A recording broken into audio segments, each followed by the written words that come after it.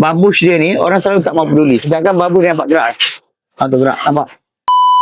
Di satu minit hari ni.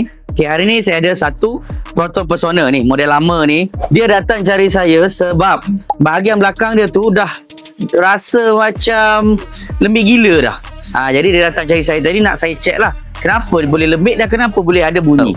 Bahagian belakang untuk Persona lama ni, dia tak banyak pun. Dia ada trailing arm, dia ada, kita panggil tulang anjing lah senang cerita. Kemudian dia ada arm yang ni, ni. Kemudian dia ada link. Kemudian dia ada babus kat atas ni. Ni babus dia. Lepas tu last sekali dia ada absorber.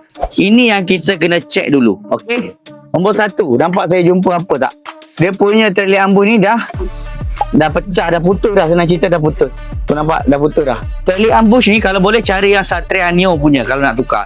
Yang full rubber. Kalau boleh sebab yang tu lagi tahan, lagi sedap pakai.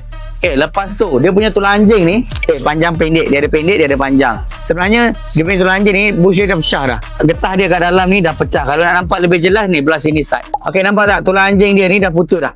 Yang belah kanan side ni memang dah putus dan biasanya kita akan tukar kiri kanan lah. So tulang anjing dia pun memang dah barai. Lepas tu link dia ni memang bergerak lah. Memang ketak. Lepas tu dia ada, nampak, ini selalu orang tak mau peduli. Jangan babus dia nampak gerak. Tu gerak, nampak? Babus dia ni kalau dia rosak, bila kita lalu jalan tak rata, dia boleh keluar bunyi ketak tak. Lebih kurang macam tu lah. Okay, lepas tu paling teruk adalah absorber dia. Saya nak tunjuk. Absorber dia ni penuh minyak, bocor dah kan, nampak. Sebab tu bila kita bawa tadi rasa berayak je. Belakang dia tu, dia punya keadaan belakang tu macam geli-geli lah, macam berayak lah. Okay, lepas tu last sekali dia punya arm ni. Okay, arm dia ni pun sama juga. Dia punya ada bush kat sini. Dan bush dia ni kalau boleh tengok lah, kalau saya buat macam ni, nampak bush dia dah putus lah. Nak tak nak, semua part belakang dia ni dah rosak sebenarnya. Dan dia tak pernah tukar pun.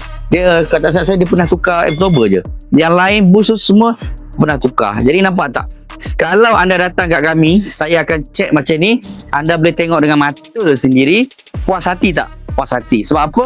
Boleh nampak part tu rosak ke tak rosak. Kita boleh test, kita boleh check. Nampak? Jadi nak raya ni, nak servis kereta, nak restore barang bawah ke, boleh datang ke Fizi Motorsport di Sabah Ipoh. Kami check macam ni untuk anda. Sebab hari ni saya